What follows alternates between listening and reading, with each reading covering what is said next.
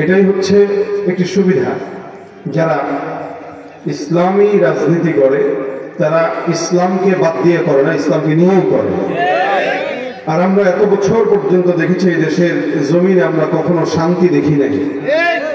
এক দল গিয়েছে তো আমরা আরেক দলের হাতে নাজেহালের শিকার হয়েছে। বাংলাদেশের ইতিহাসে এই পর্যন্ত একইভাবে চলছে বাংলাদেশ। তবে পরিবর্তন হওয়ার সুযোগ আছে এখনো, যদি আমরা চাই, আমরা ইচ্ছা করি, বিশ্বাস করি, আশা করা যায় আগামী বাংলাদেশটা ইসলাম এবং মুসলমানদের পক্ষে থাকবে ইনশাআল্লাহ। গোলামি হবে কার? জোরে বলেন কার? ডানে বামে সামনে পিছনে জবানটা খুলে বলবেন, হায়াত যতদিন আছে রক্ত দেওয়া লাগে, জীবন দেওয়া লাগে, কার জন্য গোলামি করে জীবন দেব?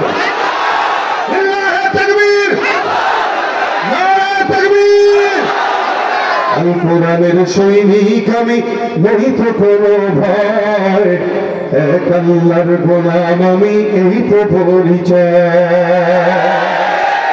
এই পৃথিবীর সবই নকল, এই পৃথিবীর সবই নকল, আসল কিছুই নয়, এক আল্লাহর গোলাম আমি, এই তো পরিচয় আমার, এই তো পরিচয়। ঠিক না? কোরআন হাদিস শাসনতন্ত্র রাসূল আমার নেতা, উৎসাহ মনে ছিল আল্লাহর ইতিহাসে বীর গাথা। এক আল্লাহ ছাড়া আমার দিলে, এক আল্লাহ ছাড়া আমার দিলে নেই তো কারো ভয়, এক আল্লাহর গোলাম আমি, এই তো পরিচয় আমার, এই তো পরিচয়। ঠিক কিনা? গোলামি হবে কার? ওই কথার উপর ভিত্তি করে আমি আয়াতে কারিমা তেলাওয়াত করেছি। উনিও এই কথা বলেছেন, আল্লাহু লা ইলাহা ইল্লাহু, মানে আলিফ বাদ দিলেও আল্লাহ, লাম বাদ দিলেও আল্লাহ, হা থাকলেও আল্লাহ, বাদ দিলেও আল্লাহু, বাস আল্লাহ। এটাই হচ্ছে আমাদের গোলামির আসল জায়গা। আমরা তো সমাজে বর্তমান সময়, ভাইরা রাগ করেন না, এখানে যারা আছেন সবাই যে চরমনাই করে এরকম না, এখানে সব দলের লোক থাকতে পারে, কিন্তু সবার জন্য একটা কথা বলছি আমি, যে যেই দলের হন না কেন ভাই, কম দামে মানুষের কাছে মাথা বিক্রি করেন না। এটা আপনাদের কাছে আবেদন। কোরবানির সময় ছাগলও পাওয়া যায় বাজারে। একটা ছাগলের দাম কত? 10,000 টাকা, 15,000 টাকা। একটা মোরগের দাম, মুরগির দাম যদি কেজি হিসাবে করেন তাহলে এক হিসাব, আর কেজির হিসাব বাদ দিলে আরেক হিসাব। ধরলাম একটা মুরগি 500 টাকা, দেশি মুরগি। বর্তমান সময়ে 1 ডজন ডিমের দাম 100 টাকার উপরে আছে। কথা বলেন ঠিক না? তাহলে একটা ছাগল কোরবানি দেওয়ার জন্য মানুষ 10,000 টাকা খরচ করে একটা ছাগল খরিদ করে, কিন্তু এই দেশের আহম্মক জনগণকে নির্বাচনের সময় কেনার জন্য 10,000 টাকা লাগে না, 100 টাকা ছেলের দিয়ে কেনা যায়। কত বড় আহম্মক হলে একটা মানুষ সবচেয়ে দামি জাত, আল্লাহ পাকের সবচেয়ে সৃষ্টির ভিতরে কাররামনা বনি আদম, এই বনি আদমকে যে আল্লাহ পাক শ্রেষ্ঠত্ব দান করেছেন, ওই শ্রেষ্ঠত্ব মানুষ যখন নাজেহাল হয়, শ্রেষ্ঠত্ব মানুষ যখন তার নিজের পরিচয় চেনে না, তখন সে সিরাতের বিনিময়ে নিজের মাথা ইমান বিক্রি করে দেয়। কিন্তু যাদের কাছে বিক্রি করছি তারা দিন শেষে টিস্যুর মতো ব্যবহার করে ফেলে দেয়। ঠিক না? আমি বলছি দেশের সবাই খারাপ, আলহামদুলিল্লাহ ভালো আছে নাই? ভালো আছে নাই? যারা রাজনীতি করে সবাই খারাপ, বিষয়টা এরকম না। তবে হ্যাঁ, 100-র ভিতরে 90-95টাই খারাপ হয়, বাকি 2-1টা যেগুলো ভালো থাকে এগুলো বাকিগুলোর ঠেলায় ভালো থাকতে পারে না। এই জন্য ভাই যারা আছেন, আপনার দলের লিডার যতক্ষণ আল্লাহ আল্লাহ রাসূলের পক্ষে থাকবে, আপনি ততক্ষণ তার পক্ষে থাকবেন। লিডার যদি, আপনার দলের লিডার যদি আল্লাহর বিরুদ্ধে চলে যায়, আল্লাহর কসম মুসলমান হলে আপনি তাকে মানতে পারেন না, পারেন না। যাদের হাতে যায় ক্ষমতা, দেশ যেন বাপের ভিটা, রাখতেছে আর শুরু করে বিদেশিদের পাচাটা। হয়েছে না তাই? কথা বলে না, তাই তো হয়েছে। কষ্ট পাচ্ছেন কেউ? সমস্যা আছে কোনো? এগুলো রাজনীতির আলাপ না, এগুলো হকের আলাপ, এগুলো বাস্তব আলাপ। আমাদের দেশে যা ঘটে ওটাই বাস্তবতা। ঠিক কিনা বলেন? এটা রাজনীতির আলাপ না। এখন অনেক এগুলো বলতে গেলে অনেকে ট্র্যাক করে, হুজুর এগুলো বলতেন, হেদায়েতের কথা বলে আমাদেরকে শিখায় না অনেকে। তো সুতরাং এখানে এরকম কেউ আছেন? আপাতত কেউ আছেন? আলহামদুলিল্লাহ, আমার বিশ্বাস আমি যে কথা বলবো আপনারা আমার সাথে থাকবেন। সেদিন গত 4 দিন আগে এক জায়গায় গেছি, বাস ঠেলা দিয়ে দিচ্ছে, হুজুর রাজনীতির কথা বলেন না, হেদায়েতের কথা বলেন। অবাক লাগলো যে এই সমস্ত মূর্খদের থেকে আমাদের ইসলাম শেখা লাগে। এজন্য প্রত্যেকটা মাহফিলে উচিত সভাপতি যারা থাকবে, প্রধান অতিথি যারা থাকবে, অন্তত তারা দাড়ি টুপিওয়ালা ইমানদার নামাজে হওয়া লাগবে। সব দাড়ি টুপি, সব টুপিওয়ালা না। কারণ এদেশে কিছু কিছু মানুষ আছে যারা নির্বাচনের আগে টুপি মাথায় দেয়। ইনশাআল্লাহ ইনি নির্বাচনের আগে মাথায় দেয় না, আগা গোড়াই দেয়, বোঝাই যায় চেহারায়। কথা ঠিক না? সুতরাং যারা নির্বাচনকে কেন্দ্র করে নিজের স্বার্থ সিদ্ধির জন্য ইসলামকে বিক্রি করে, ওরা সবচেয়ে বড় ধর্ম ব্যবসায়ী। যাদের হাতে যায় ক্ষমতা, দেশ যেন বাপের ভিটা, রাখতে চেয়ার শুরু করে বিদেশিদের পাছাটা, বিদেশিদের কথা মতো চালায় ওরা নিজের দেশ। দেখতে দেখতে ভুলে গেল আমার সোনার বাংলাদেশ, দেখতে দেখতে ভুলে গেল। একে একে শেষ করেছি, সবার দেখা হইল শেষ, দেখতে দেখতে ভুলে গেল আমার সোনার বাংলাদেশ। কেউ দিল না, সবাই নিল, আমরা যে কলুর বলদ, সারা বছর নেয় না খবর নির্বাচনে খুব দরদ। কেউ দিল না, সবাই নিল, আমরা যে কলুর বলদ, সারা বছর নেয় না খবর নির্বাচনে খুব দরদ।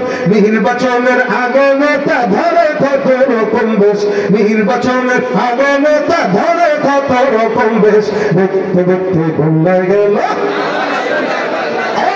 দেখতে দেখতে ভুলে গেল। একে একে শেষ করেছি, সবার দেখা হইল শেষ, দেখতে দেখতে ভুলে গেল আমার সোনার বাংলাদেশ, দেখতে দেখতে ভুলে গেল আমার সোনার বাংলাদেশ। আলহামদুলিল্লাহ, কেউ তুলেন নাই তো, করেন নাই তো?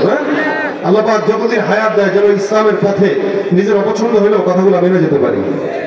বলেন না আমি?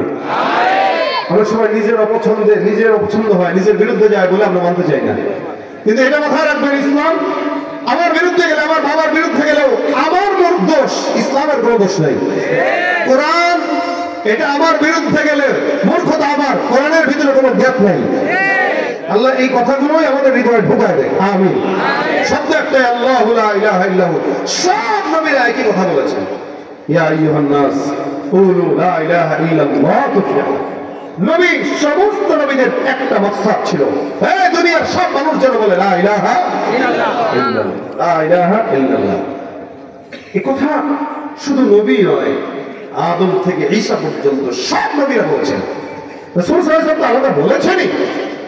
আল্লাহ পাক কোরআনে জায়গায় জায়গায় এই ঈমানের কথাই বলে। যেখানে রাসূল সাল্লাল্লাহু আলাইহি ওয়াসাল্লাম হাদিসে বলেন, বুনিয়াল ইসলামু আলা খামসিন, শাহাদাতি আল্লা ইলাহা ইল্লাল্লাহ।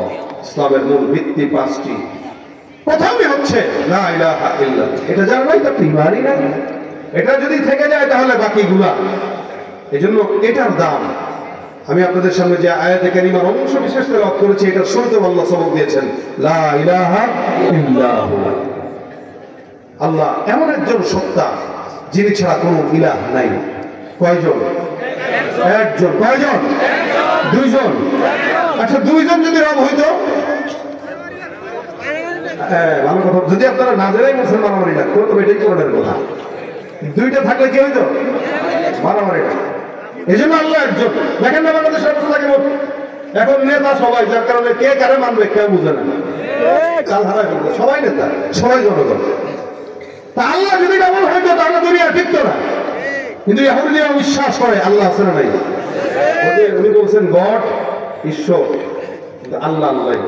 ওরা বলে ঈশ্বর, কেউ বলে গড, কেউ বলে ভগবান। আমরা বলি তারা ভগবান বলে বলে আল্লাহর সাথে শরীক করে, তারা ঈশ্বর বলে বলে আল্লাহর সাথে শরীক করে। কারণ আমাদের তো আল্লাহ আলিফ দিয়ে হা দিয়ে যা করবেন সবই আল্লাহ, যার কারণে আমাদের আল্লাহর সাথে কোনো শরীক নেই। কিন্তু তাদের সাথে শরীক আছে, তারা শরীক করে, কিন্তু তারাও মানে যে আল্লাহ আছে একজন। এই কারণে আল্লাহ পাক বলেন, ওয়া ইন সাআলতাহুম মান খালাকাস সামাওয়াতি ওয়াল আরদ লা ইয়াকুলুনাল্লাহ। আমার আল্লাহ পাক রব্বুল আলামিন বলেন, নিশ্চয়ই তাদেরকে যদি তোমরা প্রশ্ন করো, যদি তাদেরকে প্রশ্ন করা হয়, ওয়ালা ইন সাআলতাহুম মান খালাকাস সামাওয়াতি ওয়াল আরদ, আসমান আর জমিন সৃষ্টি করেছেন কে?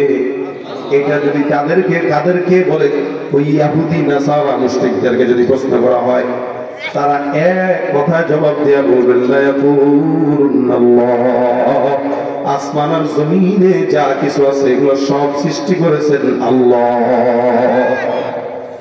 এটার বাইরে যদি আপনি তাদেরকে প্রশ্ন করেন ইনসালতাহুম মান খালাকাহুম লা ইয়াকুলুনাল্লাহ, তাদেরকে কে প্রশ্ন করলো, প্রশ্ন যদি করা হয় আল্লাহ পাক রব্বুল আলামিন বলে এই প্রশ্নের জবাবেও তারা একটা জবাব দেয়া বলবে আল্লাহ সৃষ্টি করেছেন। কে সৃষ্টি করেছেন? আল্লাহ। আমার আল্লাহ পাক রব্বুল আলামিন বলেন এরাও আল্লাহকে বিশ্বাস করে, এরাও আল্লাহকে মানে, কিন্তু পার্থক্য কোথায়?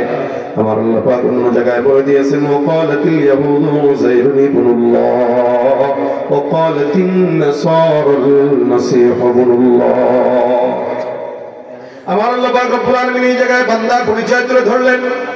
কোন বান্দা আল্লাহর সঙ্গে অন্য কারো শরীক করে না, এটা পরিচয় শুনে নাও।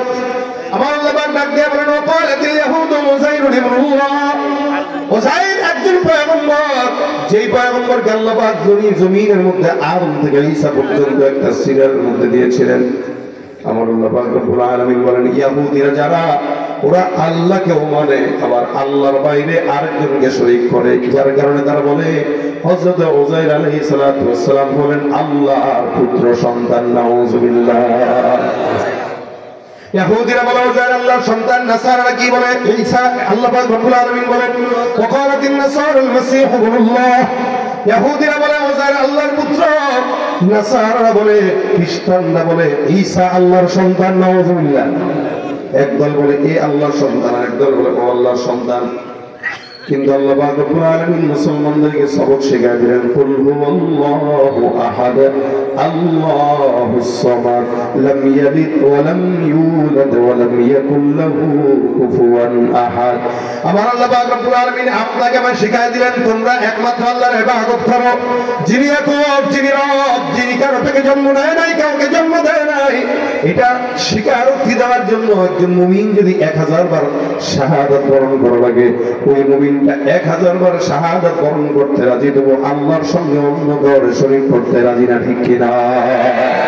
এটা আপনার আমার ইমানি দায়িত্ব, এটাই আপনার আমার কাজ।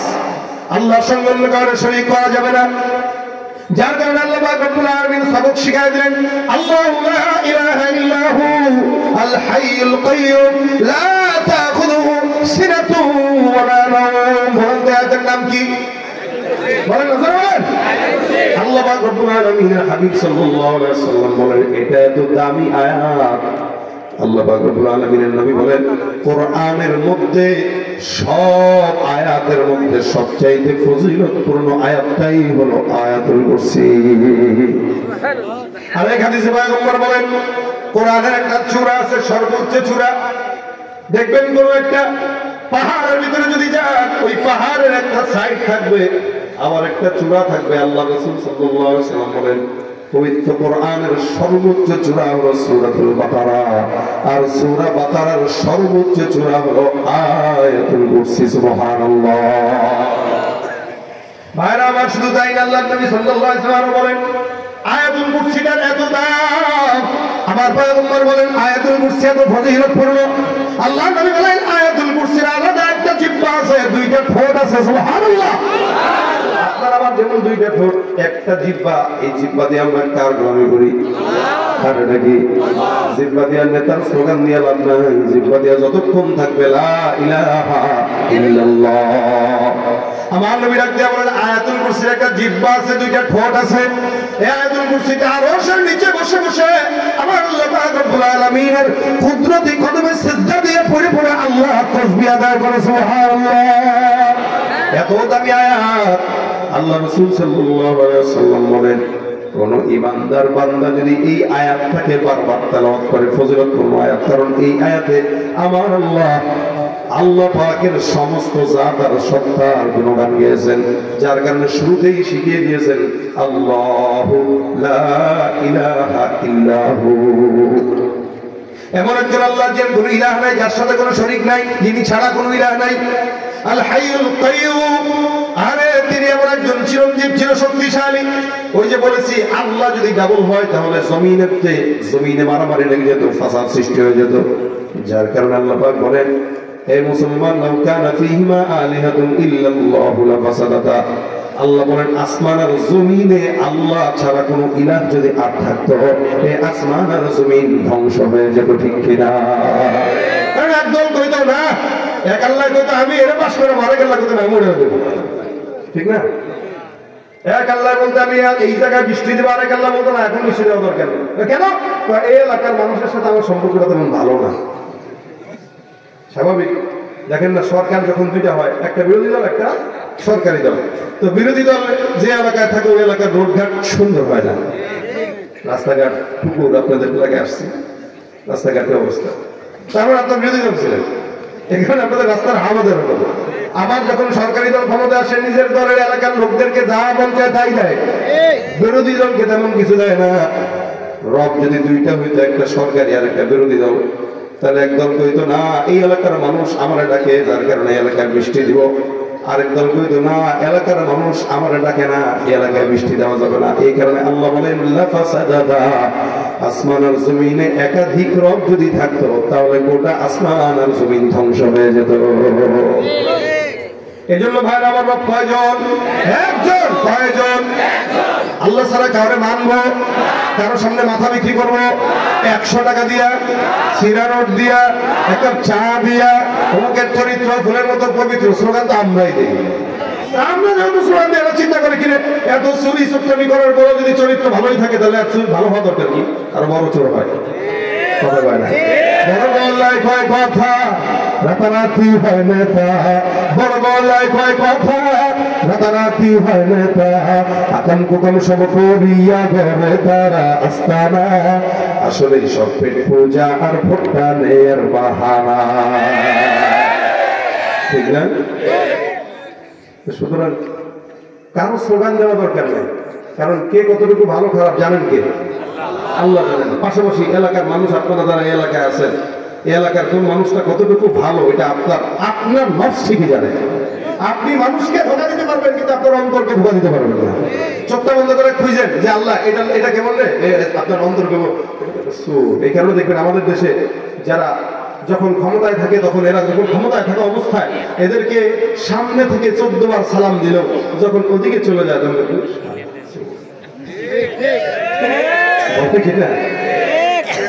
সামনে সালাম দেয়, পিছনে গালি দেয়। এজন্য এরকম মানুষকেই আমরা নির্বাচন করব, যারা সামনেও সালাম দিব, পিছনেও ভালো বলবো, কথা ঠিক না? আল্লাহ পাক এরকম লোকদেরকে সমাজের জন্য তৈরি করে দেবেন। আমি ভাইরা আমার খুব বুঝবেন, আল্লাহ পাক স্বীকারোক্তি দিয়ে দিলেন, বান্দা স্বীকার করবে আল্লাহ। নবী বলেন এই আয়াতটা দামি আয়াত, যার কারণে আল্লাহ পাক এই আয়াতের ভিতরে আল্লাহ পাকের পরিচয় তুলে ধরলেন। আয়াতটা কেমন দামি আয়াত? রাসূল বলেন, মান ক্বারা আয়াতুল কুরসি ফি দুবুরি কুল্লি সালাতিন মাকতুবা, কোন ঈমানদার বান্দা যদি 5 ওয়াক্ত নামাজের পর আয়াতুল কুরসি তেলাওয়াত করে, লাম ইয়ামনাহু মিন দুখুলিল জান্নাতি ইল্লা আইয়ামুত। আমার নবী ডাক দিয়া বলেন, কোন বান্দা যদি জান্নাতে যেতে চায়, চান তো ইনশাআল্লাহ? সবাই চান তো ইনশাআল্লাহ? একটু দেরি দে না তাড়াতাড়ি, মানে কতটুকু তাড়াতাড়ি? তার মানে মোর ঘর সোজা যায় জান্নাতের বিছানায় পড়বে, কথা বলেন না? ইনশাআল্লাহ আল্লাহ কবুল করবে। আমিন।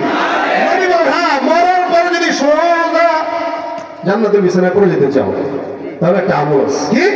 5 ওয়াক্ত নামাজের পর ফজর থেকে ইশা পর্যন্ত কোন ঈমানদার বান্দা যদি 5 ওয়াক্ত নামাজের পর আয়াতুল কুরসি পাঠ করে, রাসূল বলেন ওই ব্যক্তি মরতে দেরি, লেকিন আল্লাহর জান্নাত পেতে দেরি করবে না। মৃত্যু ব্যতীত ওই বান্দাকে জান্নাতে প্রবেশ করতে কেউ বাধা দিতে পারবে না। মানে তার বাধাটাই থাকবে কি? মৌত। এই যে দুনিয়া, এই যে জান্নাত, মাঝখানে একটা পর্দা আছে, পর্দার নাম মৌত। রাসূল বলেন ও দুনিয়ার থেকে পড়বে, পর্দাটা ছিঁড়বে আর সোজা জান্নাতে পড়ে যাবে।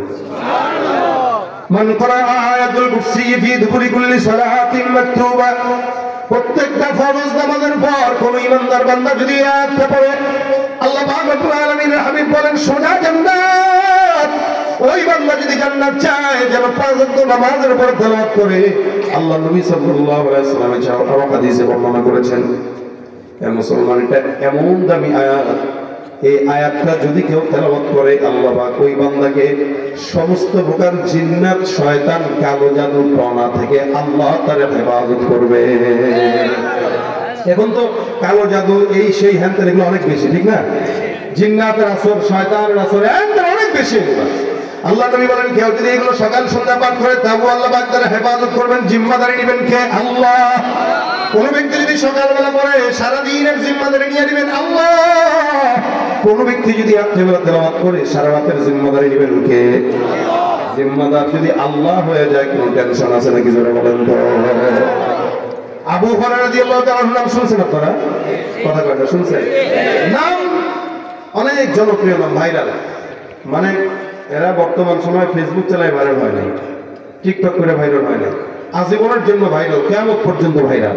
দেখেন সাহাবায়ে কেরাম কেমন ভাইরাল ছিল যে আসমানের ফেরেশতা পর্যন্ত তাদেরকে চিনত। কথা কয় না? জনগণ সুবহানাল্লাহ, তারা ছিল ভাইরাল, আমরা ঘোড়ার টিমের ভাইরাল। সাহাবায়ে কেরামরা রাস্তাতে আবু যর গিফারী রাস্তা দিয়ে হাঁটতেছে, জিবরাইল আমিন রাসূলকে বলতেছেন হুজুর এটা আবু যর না? রাসূল বলেন হ্যাঁ আবু যর। তো তুমি কেমনে চিনলা? আমি কেন একা, গোটা আসমানের জমিনের সব ফেরেশতারা তাকে চিনে। কিভাবে চিনে? সে সূরা ইখলাস পড়ে। সুবহানাল্লাহ। সূরা ইখলাসে কার পরিচয়? আল্লাহর পরিচয়। আল্লাহর পরিচয় বললেই আল্লাহ পাক বান্দাকে পরিচয় বানায় দেয় আসমানের জমিনের যত ফেরেশতা আছে তাদের কাছে। ভাইরা আমার দেখেন, আবু হুরায়রা রাদিয়াল্লাহু তাআলা থেকে চমৎকার একটা হাদিসের গল্প আছে। হাদিসের ঘটনাটা বর্ণনা করে আমি আপনাদেরকে শেষের দিকে নিয়ে যাব, মনোযোগ দিয়ে শুনবেন। আল্লাহ পাক যেন আমাদেরকে আমলের নিয়তে শোনার তৌফিক দান করে, বলেন আমিন। আবু হুরায়রা রাদিয়াল্লাহু তাআলা বলেন আল্লাহর নবী সাল্লাল্লাহু আলাইহি ওয়াসাল্লাম আমাকে একবার কিছু সাদকার মাল আমানত হিসেবে দিলেন, দায়িত্ব পালন করার জন্য। রিলিফের মাল। কিসের মাল? রিলিফের মাল। এলাকা দেয় না? রিলিফের মাল যখন আসে, আমরা অতীতে দেখেছি যা নেতাদের কাছে গেছে 100 বস্তার ভিতরে মোটামুটি 90 বস্তা নেতার ঘরে, বাকি 10 বস্তা জনগণ। তাও এটা কারা? নেতার আত্মীয়রা। আপনাদের এলাকায় হয় না এগুলো, যেগুলো তো জানেন না আপনারা, এগুলো একমত নেই। আসলে হয়তো আবু হুরায়রা বলেন আমার কাছে আল্লাহ নবী দায়িত্ব দিলেন, আমি এটা পাহারা দিচ্ছি। পাহারা দিতে দিতে হঠাৎ করে একদিন রাতের বেলা দেখলাম একটা চোর ঘরে ঢুকলো। আমি চোরকে যা ধরলাম, চোরকে আমি হাত ধরে বললাম কি ব্যাপার, কি তুই চুরি করতে আসছিস? বলে আল্লাহ মাফ করে দাও ভাই, ধরা খেয়ে গেছি। চোর দেখবেন যতবার চুরি করুক ধরা খাইলে বলবে আর জিন্দগিতে করবো না। এটা আমার প্রথম, এটা আমার শেষ। ভাই রে ভাই, সব চোরের হালতের উপর আবু হুরায়রা রাদিয়াল্লাহু তাআলা বলেন কেন চুরি করতে আসছিস বল? মা খানা পায় না, বাচ্চাটা অনেক দিন ধরে ক্ষুধার্ত, বিবিও ঘরে রান্না করতে পারে না। ভাই আল্লাহর কসম করে বলতেছি আমি চোর না, অভাবের কারণে তোমার ঘরে চলে আসছি। আবু হুরায়রার দিলে মায়া লেগে গেছে, যার কারণে আবু হুরায়রা রাদিয়াল্লাহু তাআলা চোরটাকে কি করলেন? ছেড়ে দিলেন। যা আর করবি, নাকের কসম, কানের কসম, মাথার কসম, আল্লাহর কসম, বাপের কসম, মায়ের কসম, বউর কসম, বাচ্চার কসম, তো কসম আছে সব খেয়ে বলছি আর আসা যাবে না। আবু হুরায়রা রাদিয়াল্লাহু তাআলা ছেড়ে দিলেন চোরকে। চোর চলে যায়। সকালবেলা মদিনার মসজিদ নববীতে আবু হুরায়রা হাজির। ফজরের নামাজের পর আল্লাহর নবী ডাকলেন আবু হুরায়রা, কোথায়? গত রাতে তোমার ঘরে চোর আসছিল চুরি করার জন্য। চোরটা কোন জায়গায়? বলেন তো আপনারা, গত রাতে যখন চোর ঢুকছে তখন কি নবী ছিলেননি? নবী কেমনে জানলেন? আবু হুরায়রা হুজুর বুঝলাম না, আমার ঘরে চোর আসলো পয়গম্বর, আপনি কেমনে জানলেন? তার মানে নিশ্চয়ই আমার মাওলায় আপনারে জানাইছে। এটাই হলো নবী, এটাই হলো নবী। যিনি থাকে এক জায়গায়, খবর রাখে সারা দুনিয়া, আল্লাহ খবর দিয়া দেয়। এ আবু হুরায়রা চোরটা কোথায়? বলে হুজুর ছেড়ে দিলাম। কেন ছেড়ে দিলাম? চোরের নাকি মা বাবা খাবার পায় না, এই কারণে তারা ছেড়ে দিলাম। আল্লাহ নবী ডাক দেয়া কয় এই চোরটা মারাত্মক ছেঁচড়া, মনে রেখো আজকে রাত্রে তোমার ঘরে আবার চুরি করার জন্য ঢুকবে। বলছেন কে? কে বলছেন? আচ্ছা বলেন, নবী যদি বলে হবে তো? সন্দেহ আছে? আবু হুরায়রা তো হুজুর আপনি বলছেন, তার মানে তো আসবে। আজকে আয়সা দেখুক, ওর একদিনকে আমার একদিন। ঠিক আছে আজকে ধরে রেখো, কিন্তু রাত্রেবেলা গেছে নামাজ কালাম করতেছে, এমন সময় তাকায় দেখে চোর মশাই হাজির। পিছন দিয়ে ছাপটি মনে করছে তুই আবার। ভাই ভাই ভাই সত্যি কথা ভুলে গেছিলাম, আসলে এত অভাব, অভাবের ঠেলায় থাকতে রাখতে পারি নাই, করবো কি? আপনার ঘরে মাল দেখে গেছি, সামলাইতে পারি নাই, চলে আসছি ভাই, আল্লাহর কসম আর আসবো না ভাই, মাফ করে দেন। না, তোরা নবীর কাছে নেবো। যে শুনছে নবীর কাছে নেবে, মাথা তো আমি করবো। নবীর কাছে গেলে বিচার আছে না? কথা বলে ইসলামের বিচার কার কাছে? ওলামায়ে কেরামের কাছে হওয়া দরকার। নবীর সময় নবী বিচার করতেন। আর চোরের বিচার কি? বাংলাদেশে তো একটা শেষরা চোর যখন 1 টাকা চুরি করে, অথবা পকেট থেকে একটা মোবাইল, অথবা মসজিদে একটা জুতা চুরি করে, এটা পাইলে কিলাইতে আধা মরা বানায় ফেলি আমরা।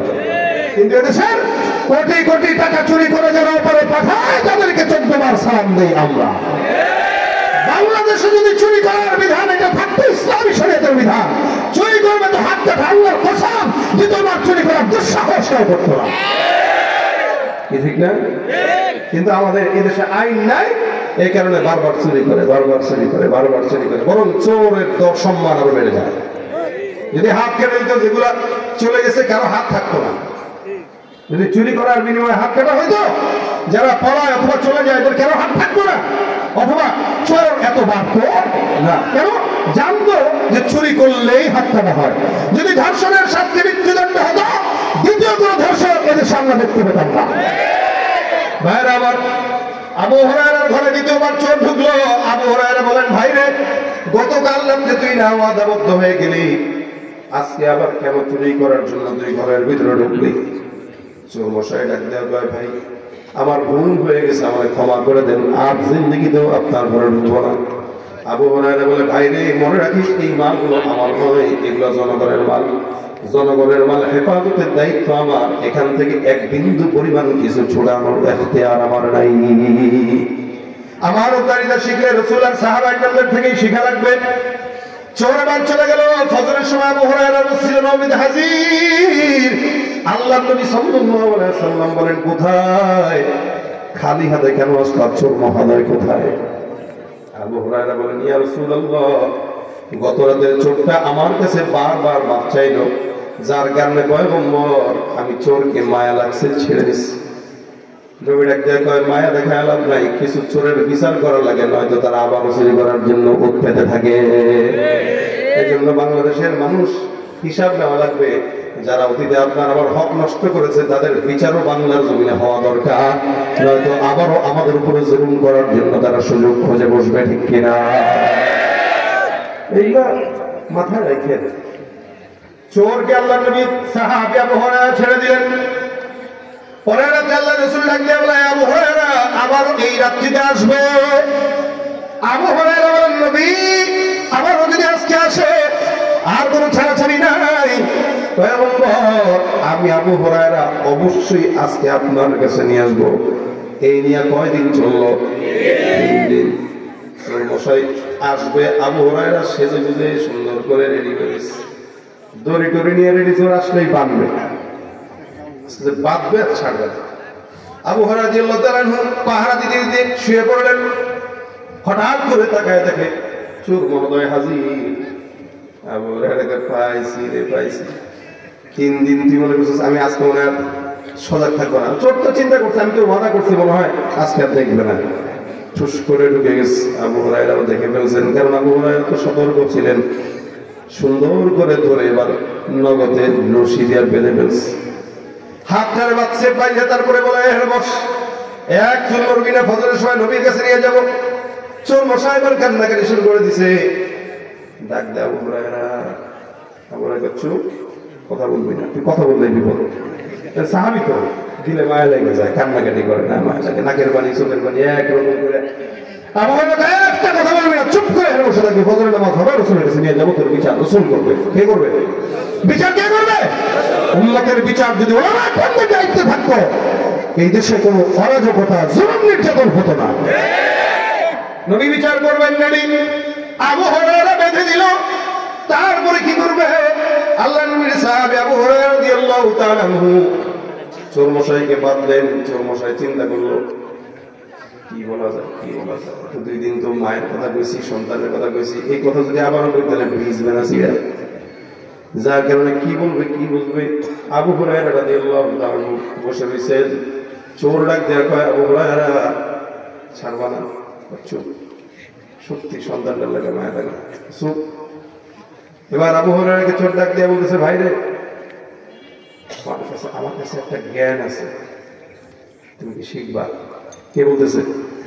কেউ বলতেছে। আবু হুরায়রা, আমার কাছে একটা ইলম আছে, যে ইলমটা তোমার কাছে নাই, তুমি যদি চাও আমি তোমার সেই ইলমটা শিখাইতে পারি। আবু হুরায়রা, তাই নাকি? হ্যাঁ, তুই ইলমও জানোস? চোর ইলম শিখাবে কাকে? তাও সাহাবী আবু হুরায়রা। আবু হুরায়রা, তুই আমার ইলম শিখাবি? বাপটা বের করে দেন, আমি চোর ইলম ইমান ঠিক নেই। তুমি চোর ইলম ইমান ঠিক আছে, কথা বলে আছে নাই? রাস্তাঘাটে যায় না চলা এই মানুষের ভিড়ে, ওই ভিড়ের মাঝেও আবার কেহ অন্যের পকেট মারে। থাকতে পারে না এখানে? মসজিদের জুতা চোর যায় না? ও চিন্তা করে যুক্তি দেখি জানেন, কয় ভাইরে মুসল্লিদের জুতা একটা বরকত আছে, এটা চুরি করলেও সোয়াব, নামাজি কালামদের জুতা আল্লাহ ব্যবসায় বরকত দেয়। রাস্তাঘাট এখানে কারণে এখানে তো শুনতে আসছেন যারা, এই জন্য কিছু মোবাইল চুরি করার জন্য চোর থাকতে পারে কিনা? রাস্তাঘাটে যায় না চলা এই মানুষের ভিড়ে, ওই ভিড়ের মাঝেও আবার কেহ অন্যের পকেট মারে। তাকেও যদি মানুষ বলো আমার বলার কিছুই নাই, তাকেও যদি মানুষ বলো আমার বলার কিছুই নাই, মানুষ দেখতে চলো এবার জাদুঘরে যাই সবাই, ঠিক কিনা? আবু হুরায়রা এবার বলেন, চুপ করে টিক মেরা বসে থাকে। আমরা তো এলাকা কি জানি বলে, টিক মেরা, টিক মেরা বই থাকে, বই থাকে। আচ্ছা যাক, এমন কথা একটা কইছে আবু হুরায়রা, বসে থাকে। এখন চোর কয়, ভাই তুমি কি শিখবা একটা ইলম? তো তুই আমার ইলম শিখাবি? শিখবেন দেখো। আবু হুরায়রা এমন একটা সাহাবী ছিলেন যে ইলমের প্রতি দুর্বল ছিলেন, যার কারণে ইলম শেখার জন্য এবার থেকে ক্ষুধার তাড়নায় মির্গি বেরামের মতো রোগ হয়ে যেত। এখন চোর ভালো করে জানে এটা ওই সাহাবী, তার মানে এটা যদি শিখাইতে হয় তাহলে এটাই শিখাইতে হবে। এবার বলতেছেন কি শিখাবে বলো? শর্ত আছে, শর্ত। আবার কি শর্ত? না আপনি বলেন আমার শর্ত মানবেননি। বলে শর্ত মানবো, কি শর্ত আগে বল। আমি আপনার এমন ইলম শেখাবো যেটা আপনি জিন্দেগিতে শুনেন নাই, জানেন না। এখন আমি আপনাকে শেখাবো, শর্ত হলো আপনি যদি আমার কথা শুনেন। তো শুনলাম, বল আমার ছেড়ে দিবেন? আমার কাম ছেড়ে তুই কইলি নাকি? যদি ছাড়েন তাহলে শিখাবো। আবু হুরায়রা, যা, যদি তোর ইলম আমার পছন্দ হয় তাহলে ছাড়বো। ঠিক আছে, পছন্দ তো 100% হবে। বল। এবার আবু হুরায়রাকে চোর মশাই সুন্দর করে ডাক দিয়া বলেন, আল্লাহু লা ইলাহা ইল্লা হুয়াল হাইয়ুল কাইয়্যুম লা তাখুযুহু সিনাতুন ওয়ালা নাওম লাহু মা ফিস সামাওয়াতি ওয়া মা ফিল আরদ মান যাল্লাযী ইয়াশফা'ু ইনদাহু ইল্লা বিইذনিহি ইয়া'লামু মা বাইনা আইদিহিম ওয়া মা খালফাহুম ওয়া লা ইউহীতুনা বিশাইইন মিন ইলমিহি ইল্লা বিমা শাআ ওয়াসি'a কুরসিয়্যুহুস সামাওয়াতি ওয়াল আরদ ওয়া লা ইয়াউদুহু হিফযুহুমা ওয়া হুয়াল আলিয়্যুল আযীম। এতটুকু তেলাওয়াত করার পর ছোট্ট ডাক দিয়ে বলে, আবু হুরায়রা, কোন ব্যক্তি যদি রাত্রিবেলা এই আয়াতটা তেলাওয়াত করে ঘুম দেয়, আল্লাহ পাক ফেরেশতাদেরকে দিয়া ওই বান্দার জিম্মাদারি আল্লাহর কুদরতি কাঁধে নিয়ে নেয়। আবার যদি কেউ সকালবেলা পাঠ করে, আল্লাহ পাক সারা দিনের জিম্মাদার হয়ে যায়। সমস্ত প্রকার শয়তান জিন্নাতের ওয়াসওয়াসা থেকে আল্লাহ পাক হেফাজত করে। আবু হুরায়রা তো মাশাআল্লাহ, এমন সুন্দর ইলম আমার আগে জানা ছিল না, আজকেই প্রথম শুনলাম। যা যা তোরে রাখার চাইতে এই ইলমটা শেখা অনেক বেশি গুরুত্বপূর্ণ। তোর মতো চোরে রেখে ফায়দা নাই। আমাদের দেশের প্রশাসনের মানুষ যদি হইতো কইতো আগে 50,000 টাকা দে, তারপরে তোর আমি ছাড়বো। কি এর আয়াতুল কুরসি বললিমা, ঠিক না? তাহলে ঘুষ ছাড়া তো চলেই না। এবং ঘুষের নাম দেওয়া হলো হাদিয়া, কি বকশিসা, বকশিসা ভাই, যে স্পিড মানি, ইংলিশে বলে স্পিড মানি। টাকা যত ঢালবা কাজ তত গতিতে আগাবে, কথা না? আবু হুরায়রা রাদিয়াল্লাহু তাআলা শিখাই দিলেন, শিখলেন। শিখার পরে ঠিক আছে, যা ভাগ ভাগ ভাগ, তাড়াতাড়ি ভাগ, আমার শিখা শেষ, তুইও ভাগ। রাসূলের কাছে ফজরের নামাজের সময় গেলেন। আল্লাহর নবী সাল্লাল্লাহু আলাইহি ওয়াসাল্লাম বলেন, 3 দিন বললাম নিয়াজ রাসূল যে আজকে খালি আজ ব্যাপারটা কি হুজুর কাহিনী যা ঘটছে, তা তোমার লগে খালি কাহিনী বলে কি হইছে কেন? হুজুর কাহিনী ঘটছে কি জানেন? তাহলে কি? তো চোর আমারে শিখাইছে। কি শিখাইছে? আয়াত শিখাইছে, আমল শিখাইছে। তাই নাকি? তাহলে জি হুজুর। তো কি শিখাইছে বলো? রাত্রেবেলা যখন ধরলাম সে আমার এই এই এই এই এই করলো, নবী আমি চিন্তা করলাম ইলম শেখা দরকার, যার কারণে চোরকে ছেড়ে দিলাম, ইলম শিখে নিলাম। আল্লাহ নবী ডাক দিয়া বলে ইন্নাহু ক্বাদ সাদাকা ওয়া হুয়া কাযুব, নিশ্চয়ই চোর তোমাকে যেটা শিখায় গেছে এটা 100% সত্য। তাহলে চোরে চুরি করলো ইলম আছে, তাই না? ইলম থাকলে কি হচ্ছে? আমল তো নাই। এই কারণে ইলম থাকার পরেও শয়তান শয়তান হচ্ছে, ঠিক না? চোর এবার বলে, আল্লাহ নবী ডাক দিয়া বলে আবু হুরায়রা, চোর তোমাকে যেটা শিখাইছে এটা অনেক দামিয়াত, তবে মনে রাখবা আল্লাহর নবী সাল্লাল্লাহু আলাইহি ওয়াসাল্লাম এবার আবু হুরায়রা বলে, হুজুর আপনি কেমনে জানেন? রাসূল বলেন, নিশ্চয়ই চোর তোমাকে যেটা শিখাইছে এটা সত্য, তবে ফাহুয়া কাযুব, চোরটা আসলে সত্যবাদী নয়, এটা হলো মিথ্যাবাদী। আবু হুরায়রা বলেন, ইয়া রাসূলুল্লাহ আপনি কি ওই লোককে চিনেন নাকি? আল্লাহর নবী ডাক দিয়া কয়, হ্যাঁ। আবু হুরায়রা বলেন, হুজুরকে তার পরিচয় আপনি আমার কাছে একটু বর্ণনা করেন। নবী ডাক দিয়া কয়, দাকা শাইতান, ওটা আসলে মানুষ নয়, এটা ইবলিস শয়তান। তার মানে এতক্ষণ কিসের গল্প শুনলেন? এখন শয়তান যেহেতু ধরা খায় গেছে, মানুষ যখন ধরা খায় তখন তার নিজের দুর্বল জায়গাটা বইলা হইলেও সে বের হয়ে আসে। মনে করেন চোর ধরা খাইছেন, চোরের থাপ্পড় মারতেছে গালের মধ্যে, চোর ভাই দেখেন আমার গালে একটু সমস্যা আছে, এখানে ছাড়া বাকি যত জায়গা আছে মারে, যেই শিখায় দেয় তখন কি করে? এনেই মারে, ঠিক না? চোর যেহেতু ধরা খাইছে তার দুর্বল জায়গাটা বইলেই সে ছাড়া পাইছে। আল্লাহ নবী বলেন, চোর তোমার কাছে ছাড়া পাওয়ার জন্য তার দুর্বল পয়েন্টটা তোমাকে শিখায় গেল।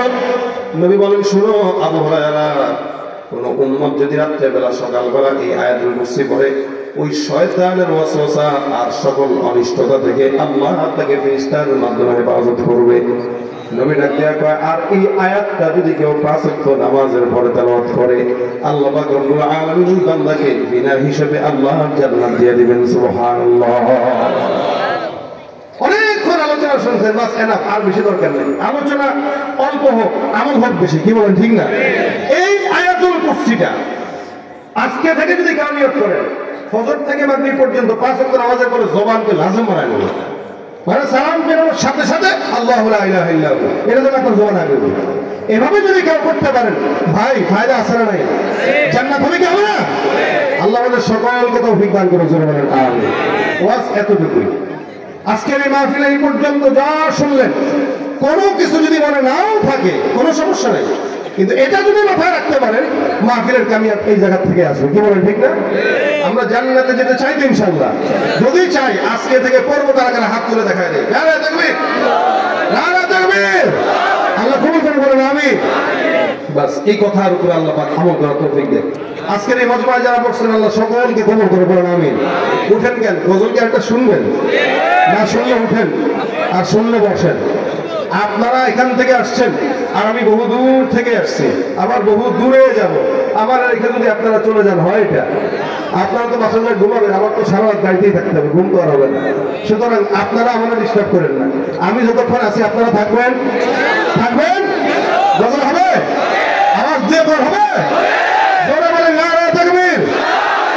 আজ বিশ্বের চারিদিকে মুমিন মরেছে ঢুকে, একটু কি দিলে দেওয়া হয় না? ওরে কাপুরুষ ঘরে বসে ভাবছো হিসাব বসে, এখনো তো সময় হলো না। মুমিনরা হয়ে যাবে মজলুম, গাজওয়ায়ে হিন্দ ভাঙাবে ঘুম, পদে পদে আসবে মুসিবত, চারিদিকে পড়বে পাপের ধুম। মূর্খরা গড়বে সমাজ, উঠে যাবে ইলম নাজ, ঠিক না? রুখতে মুসিবত হচ্ছে হাজার বিলাল, আসবে মহাকাল, রুখতে হবে দাজ্জাল, আসবে মহাকাল, রুখতে হবে দাজ্জাল, আসবে মহাকাল, রুখতে হবে দাজ্জাল। আর হবে ইনশাআল্লাহ। আওয়াজ দেখাবেন যারা পারেন না, হ্যাঁ যারা পারেন না, হ্যাঁ সারা রাত চলবেন ভাই। যারা যারা পারেন না তারা পাশের থেকে শুনে শুনে গাবেন, ঠিক আছে? ঠিক আছে। আর যারা শিখতে চান তাদের জন্য অনেকে মেসেজ দেয় আপনাদের বইগুলো থাকলে নিয়ে আসেন, গজলের বই আছে যেগুলো পরিচিত গজল, এগুলোর বই রাখা আছে ইনশাআল্লাহ, তো ওখান থেকে নিতে পারবেন। ইসলামী সংস্কৃতি আইনুদ্দিন আল আজাদ রহমতুল্লাহ আলাইহি বাংলাদেশে প্রচার করে গেছেন। এই সুতরাং এই পথ ধরে এই সংস্কৃতি আসার পরে যুবকের আগে গান শুনতো, এখন গজল শুনে, ঠিক না? ওই জায়গা থেকে এখন ইসলামী বিপ্লব হয়ে যাচ্ছে আলহামদুলিল্লাহ। এক সময় বাংলাদেশে নাচের গান, পালা গান, যাত্রা গান থাকবে না, ঠিক কিনা? আল্লাহ পাক এই জাতিকে, এই যুবকদেরকে হেদায়েত দান করে বলেন আমিন। নাস্তিকতা নিপাত দিন ইসলাম জিন্দাবাদ, নাস্তিকতা নিপাত দিন ইসলাম জিন্দাবাদ, কোটি প্রাণে একই আওয়াজ, খোদাদ্রোহী ছাড় পাবে না, এই বাংলা ঠাই হবে না, মুসলমানরা জেগেছে আজ।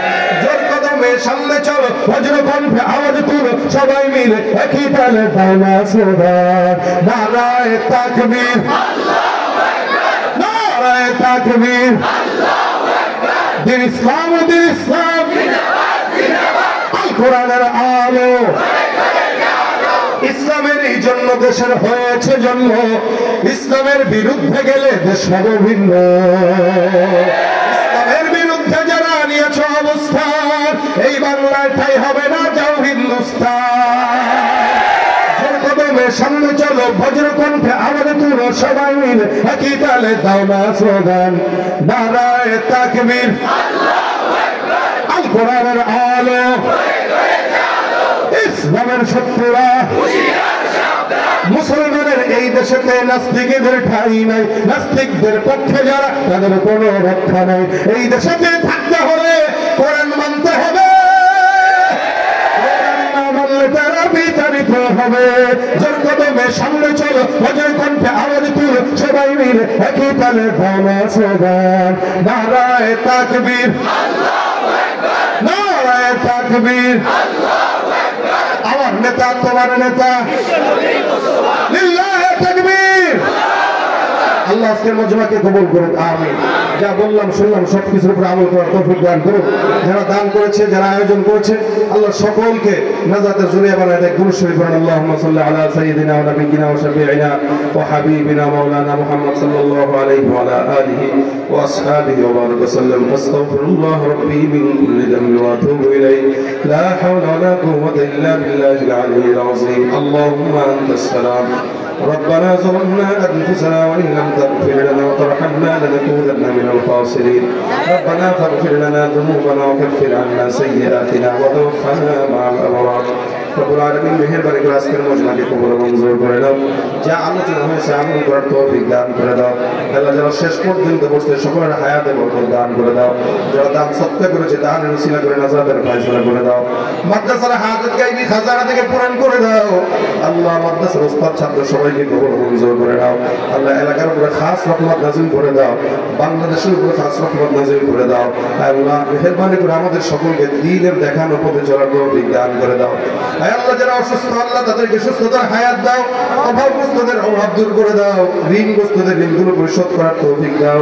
আয় আল্লাহ আমাদের মধ্যে যাদের মা বাবা